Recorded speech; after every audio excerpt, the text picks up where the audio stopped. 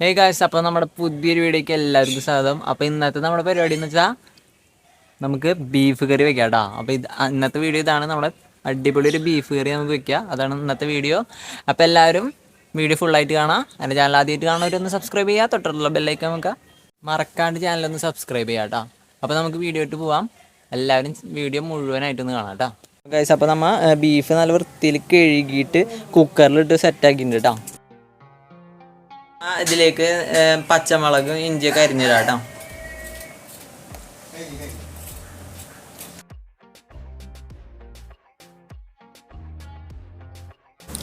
നമുക്ക് പച്ചമുളക് ഇഞ്ചി അരിഞ്ഞിട്ടതിന് ശേഷം അതിൽ കുറച്ച് മഞ്ഞപ്പൊടി പിന്നെ കുറച്ച് ഉപ്പ് ഇതൊക്കെ ഇട്ടിട്ട് നമുക്കൊന്ന് അതിൽ കുറച്ച് ഉപ്പൊക്കെ ഇട്ടിട്ട് നമുക്ക് ആകെ ഒന്ന് മിക്സ് ചെയ്ത് കൊടുക്കണം കേട്ടോ. എല്ലാം നമ്മുടെ അതിലെ ഉപ്പും ഇതൊക്കെ പറ്റണ രീതിയിൽ നന്നായിട്ട് മിക്സ് ചെയ്തിട്ട് നമ്മൾ കൊടുക്കുക. അതിൻ്റെ എല്ലാ ഭാഗത്തും നന്നായിട്ട് വരളണ രീതിയിൽ മിക്സ് ചെയ്യാം കേട്ടോ.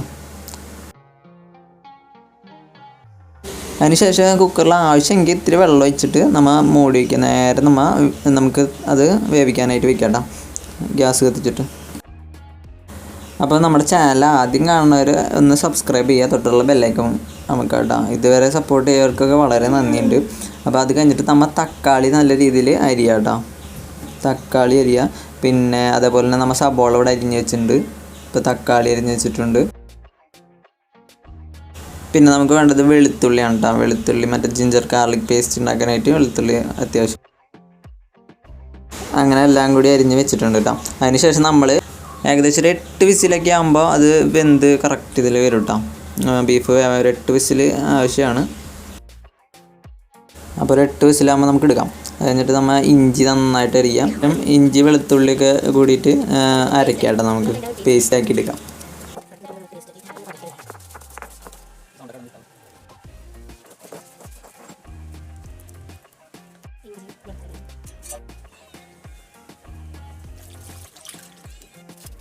അതിനുശേഷം ബീഫിന് നല്ല ടേസ്റ്റ് തരണം നമ്മൾ മല്ലിയില അരിഞ്ഞിടാം കേട്ടോ. മല്ലിയില ഇട്ടാൽ നല്ല വളരെ ടേസ്റ്റ്.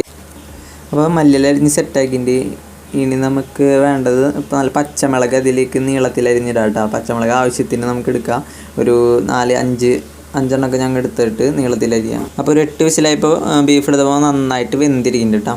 അതിൽ നമ്മൾ മഞ്ഞപ്പൊടിയും കുറച്ച് മുളക് പൊടിയും മല്ലിപ്പൊടിയും കൂടിയിട്ട് ഒന്ന് വറുത്തെടുക്കണം നമുക്ക്.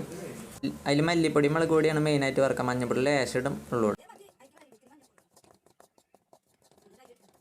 അപ്പോൾ മല്ലിപ്പൊടി മുളക് പൊടി നന്നായിട്ടൊന്ന് വറുത്തെടുക്കാം കേട്ടോ. നമുക്ക് ചൂടാക്കി നന്നായിട്ട് ഇളക്കി. അതിനുശേഷം മസാല മാറ്റി വെച്ചിട്ട് നമുക്ക് വേറൊരു ചട്ടി എടുത്ത് ചൂടാക്കാം കേട്ടോ.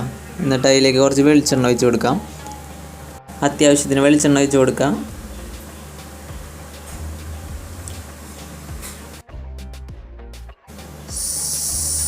വെളിച്ചെണ്ണ ചൂടായി വരുമ്പോൾ നമുക്ക് നമ്മൾ നേരത്തോടെ അരിഞ്ഞ് വെച്ച സബോള ഇട്ട് നന്നായിട്ട് വഴറ്റിയെടുക്കാം കേട്ടോ. നന്നായിട്ടൊന്ന് മിക്സ് ചെയ്യുക. സബോള നന്നായിട്ടൊന്ന് വഴണ വരെ മിക്സ് ചെയ്യാം കേട്ടോ.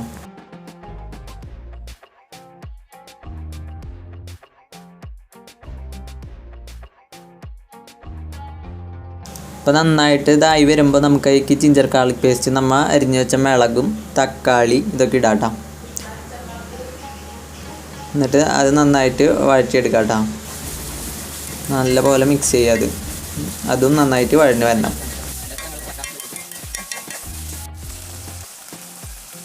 അതൊരു 1-1.5-2 മിനിറ്റോളോട് ഇങ്ങനെ വഴറ്റിയെടുക്കണം. നന്നായിട്ട് ഇങ്ങനെ കളർ മാറി വരുമ്പോൾ നമുക്ക്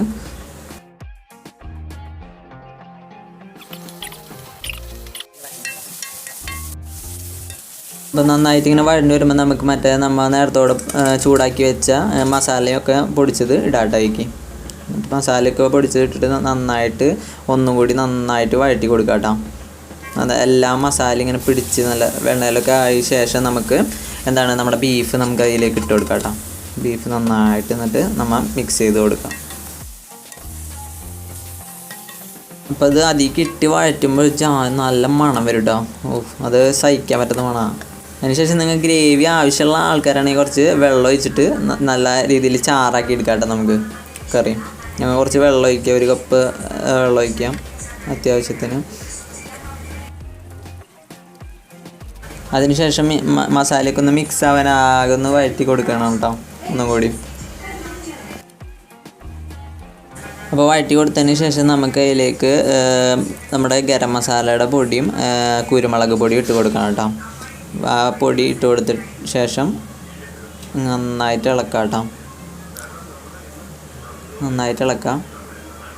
അതിന് ശേഷം നമ്മൾ സെറ്റാക്കി വെച്ച് നമ്മുടെ മല്ലിയില അതിലേക്ക് ഇട്ടിട്ട് മിക്സ് ചെയ്യാം കേട്ടോ. മല്ലിയില ഇട്ട് വരുമ്പോൾ ആദ്യം നല്ല ബീഫിൻ്റെ നല്ല തിളച്ച് വരണ മണോ നമുക്ക് വരാം കേട്ടോ. അതിങ്ങനെ നന്നായിട്ട് തിളയ്ക്കാനായിട്ട് കുറച്ച് നേരം വയ്ക്കുക.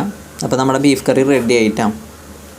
അപ്പോൾ നമ്മൾ നേരെ ബീഫ് കറി റെഡി ആയപ്പോൾ തന്നെ നേരെ ചോറ് എടുത്തിട്ട് നമ്മൾ കഴിക്കാൻ പോകട്ടെ. അപ്പോൾ നമ്മൾ ഒരു പ്ലേറ്റിലേക്ക് ചോറെടുത്ത് അതിലേക്ക് നമ്മുടെ ബീഫിൻ്റെ ചാറും 2 കഷ്ണമൊക്കെ വെച്ചിട്ട് ഇങ്ങനെ നേരെ നമ്മൾ കഴിക്കാൻ പോകട്ടെ. അപ്പോൾ വീഡിയോ ഇഷ്ടപ്പെട്ടാൽ എല്ലാവരും ലൈക്ക് ചെയ്യുക, മറക്കാണ്ട് എൻ്റെ ചാനലൊന്ന് സബ്സ്ക്രൈബ് ചെയ്യുക. അപ്പോൾ മറ്റൊരു വീഡിയോയുമായി കാണാം.